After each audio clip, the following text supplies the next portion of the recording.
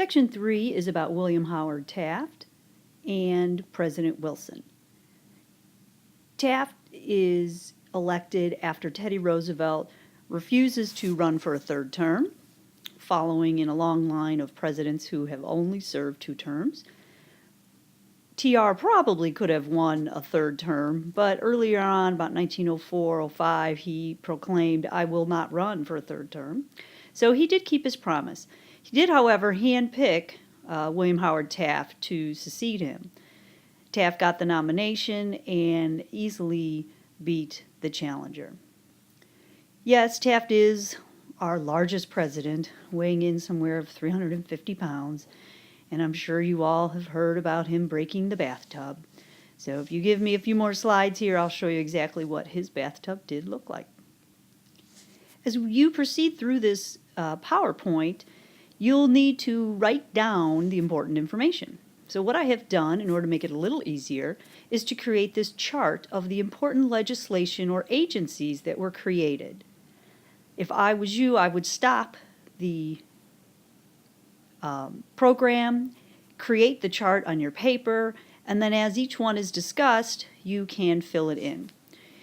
I have listed on the side the legislation or the agency that was created. You'll have to tell me in the next column who the president was, and then what year that piece of legislation was passed. Last, what was the point of the legislation? So what did it do? Some of these we have discussed before. Many of them happened under Roosevelt. A few are going to be Wilson, and then Taft, and then a few are going to be Wilson. Also, as you proceed through the PowerPoint, you will see some questions numbered, I believe 1 through 4, and they are in green lettering. You will need to answer those in your own notes. Feel free to take any additional notes. Remember, I will not be lecturing on this in class. This is your chance to hear it. You are certainly welcome to read your book as well. Taft is, while similar to Teddy Roosevelt in his progressive beliefs, is pretty much the exact opposite as far as his character. Taft was slow to approach problem solving, often taking a lot of time to make decisions, whereas we know Teddy Roosevelt was very quick. He wanted to avoid the spotlight, didn't like to lead the way, which of course is the exact opposite of TR. And while TR loved conflict and he thought that was the best way to go about achieving getting the best result, Taft abhors conflict. He is quite content to let Congress lead the way. And so this causes quite a lot of problems, not only for the progressives as a group, but also for the people that support Taft. Because even though he does do quite a lot, he is not going to get the recognition or the credit for it. Here you can see Taft's bathtub. Yes, it is humongous. Right here, you can see actually a head of somebody standing next to it. And I do believe that person was a child, but in comparison, you can see how large it is. The bathtub is on display in a museum in, I believe, Washington, D.C., and they said it could fit about 5 to 6 grown men. Almost looks like a hot tub. One of the first programs Taft attacks is tariffs. Taft is not for high tariffs. Remember, what is a tariff? A tax on imports. Who in society in the U.S. would like tariffs? Yes, business owners, because that makes American products less expensive. And so hopefully more people will buy American. But Taft felt really that tariffs were hurting the consumers and limiting competition and protected the trust. And we've talked about that. When there's no competition, innovation goes down and price can go up. And Taft saw that, and so he wanted to get rid of them. Now, he tries to make a deal with the Speaker of the House to get his tariff, a lowering tariff bill, through the House. It gets through the House, When it gets to the Senate, they change the bill. And so many of the things he put in there to lower tariffs, the Senate actually raises them. When the bill comes to Taft's desk, he realizes that there's not much he can do. If he vetoes it and sends it back, they're going to override his veto. And so, to make matters worse, as far as his supporters are concerned, he signs it. The tariff bill is called the Payne-Aldrich tariff. Once he does this, he loses quite a lot of support among the progressives. Recall, Taft promised to lower tariffs. Does he do so with the Payne-Aldrich tariff? No. Matter of fact, the Payne-Aldrich tariff hires many tariffs. And so this is going to protect the business owners, limit competition, and overall hurt consumers because they're going to go back to higher prices. Due to this, Taft becomes very unpopular with many of the people that had originally supported him, and it's going to hurt his reputation among his supporters. Taft is not done with his reforms. He actually is a strong supporter of competition. He thinks it's important. He thinks it brings the consumer lower prices and better quality products. So he goes after the trusts next. Now, recall, this is also what Teddy Roosevelt did. So, and Teddy Roosevelt gets the great name of the trust buster. Interestingly enough, Taft actually broke up more trusts than Teddy Roosevelt did. However, he was the second one to do it, and as I said, his personality was not the same, so he does not get the credit. He takes several of them to court and wins. The government wins their case, and that, again, can only help the consumer in getting better prices and better quality products. Some other things Taft got passed as far as progressive movement ideals are.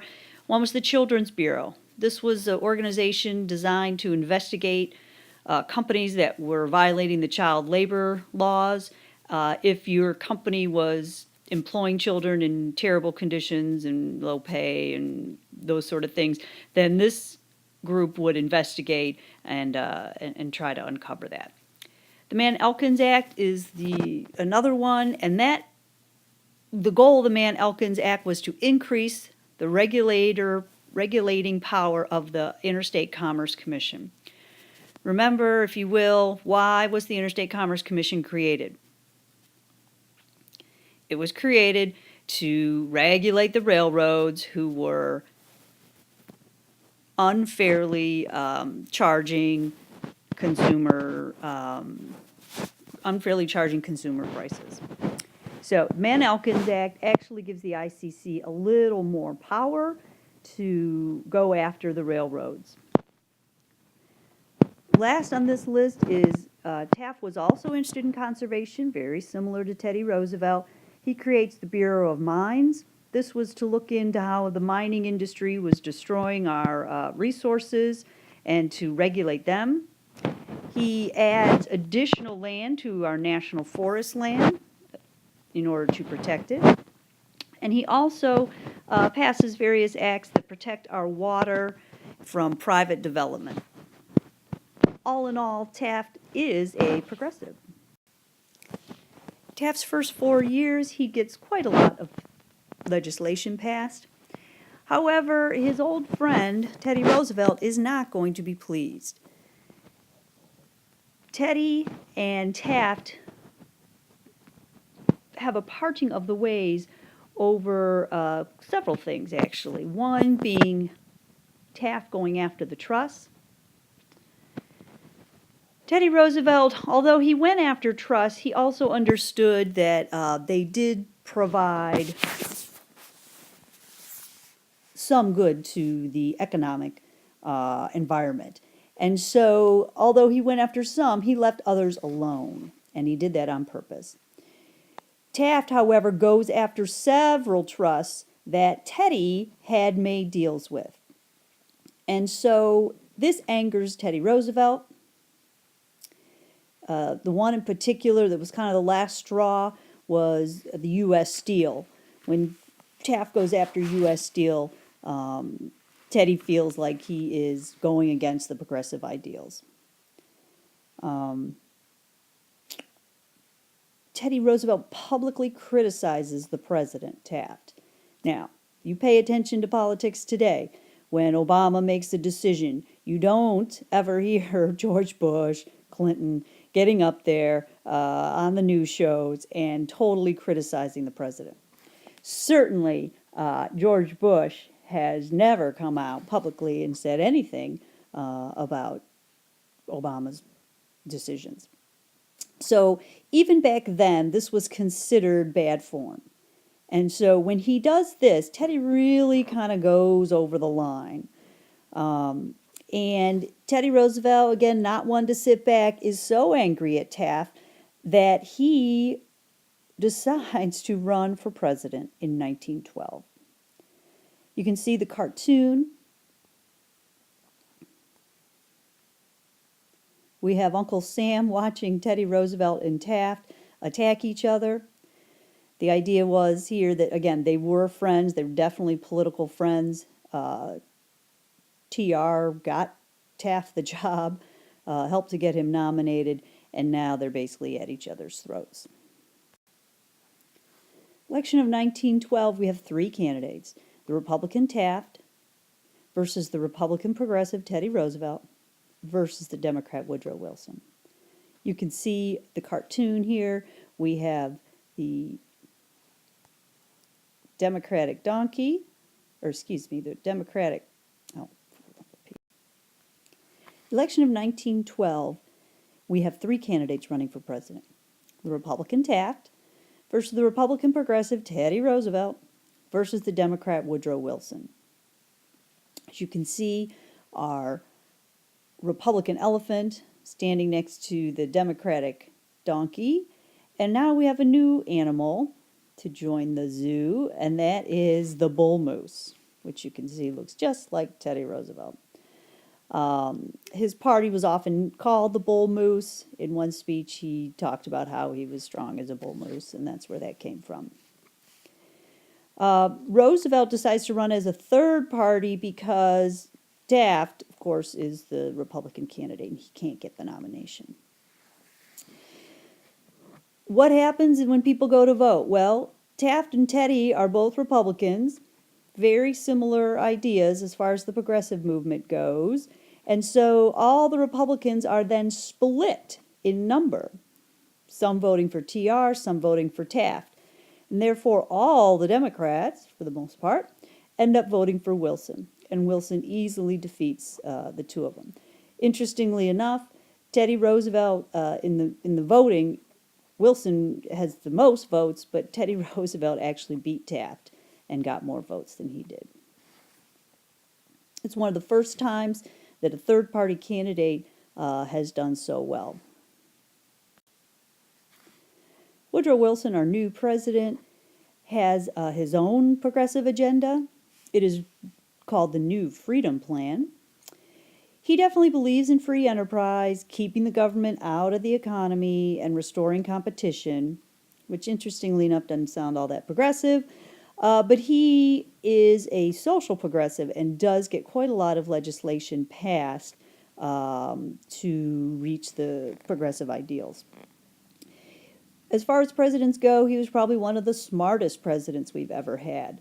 Not to say that always worked to his advantage in office, but IQ-wise, he was very intelligent. Prior to becoming president, he had served as a president of a university. His major areas of focus were going to be tariffs. He is going to try to get rid of them. He's going to go after the banking system to clean it up. And he's also going to look into trusts. So similar to Teddy and Taft's issues. In an effort to regulate the economy, these are the things that Wilson gets done. First is the Underwood Tariff. This is 1913. The idea was to reduce the average tariff on imported goods to about half of what it had been in the 1880s. So think about it. What will this do to the price of foreign goods in the U.S.? Yes, it will lower them. Other thing that was part of the Underwood tariff was the income tax. This is the first time there's a direct tax on earnings of citizens and corporations. The income tax your parents pay today is based on this. Prior to this, the government made most of their money on tariffs. But now we're going to see that the income tax becomes much more important, and the majority of federal money is going to come from that. The Federal Reserve System, he creates the Federal Reserve Board. This is a system of banks, and it basically reorganizes how money is kept in banks, how much money has to be kept in banks to ensure that certain types of banks have backup money to lend out in certain circumstances. Basically creates 12 Federal Reserve banks located all over the country. Excellent step in the right direction to reorganizing our banking system. This will help us economically make it through World War I and World War II.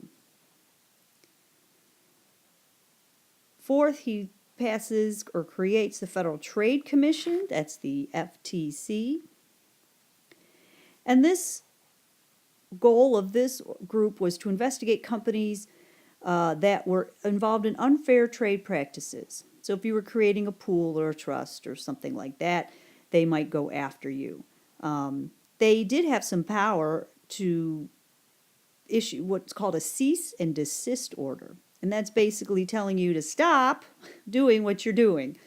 So if you recall, some of the other legislation that was passed earlier on, although it might say, hey, stop doing that, it really had no power to make you stop doing that. So the Federal Trade Commission has much more power to it. Last on our list is the Clayton Antitrust Act. This is going to give more power, shall we say, to the government when they're going after trusts. So it is going to be in addition to the Sherman Antitrust Act. Again, just more things that are falling under the trust umbrella that the government is going to be able to go in and stop companies from doing. Wilson is not done. He is also going to look at things or ways to help the worker. First one, very important, was the Keating-Owens Child Labor Act. And this basically prohibits children under the age of 14 from working in factories. Now, in one instance, that can be good, so kids don't have to work in the factories, they can be at school. But think of that family who needs those children working and how that can affect them. The Adamson Act is another step in the right direction. Federal government establishes an 8-hour workday for railroad workers. And last but not least, the Federal Farm Loan Act, which gave farmers long-term loans at low interest rates. Do you remember which group was created to help the farmers get low interest rate loans? That's right, the populace. So they finally get what they've been asking for quite a while. Thus begins the green questions, as I said, that you'll have to answer on paper.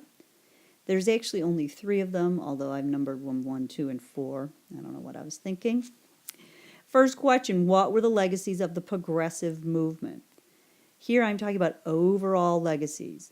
Do not just list specific legislation. Don't say the Adamson Act. But think of overall the consequences for the nation of all that legislation. Number 2, what area of reform did the progressives not delve into during this time period? This will be the last part of, I believe, the 3rd section. There's one group that needed reform, one area of the country or one area of society that needed reform, but the progressives did not do much for it. So what was that? If you said African Americans and political rights, you were correct. Even though the government does not take on this issue, does not mean that society and people within the country were not actively fighting for political rights. In 1905, there was a gathering of African Americans to demand full political rights and to try to end discrimination. I believe it's the Niagara Movement, and we're going to see people like W.E.B. Du Bois and Ida Wells are going to be important in this movement. In 1909, they create the National Association for the Advancement of Colored People, the NAACP, and the goal of this group is to gain not only political rights, but to also combat lynchings and discriminatory practices by companies. This is your last question and last slide. Yay, you made it to the end. Last, I want you to tell me how the progressives changed American beliefs about the U.S. government or about the role of government in people's lives. Again, do not list a specific piece of legislation. This is overall, what were the consequences of all this progressive legislation? How did it change people's view and role of government in their lives?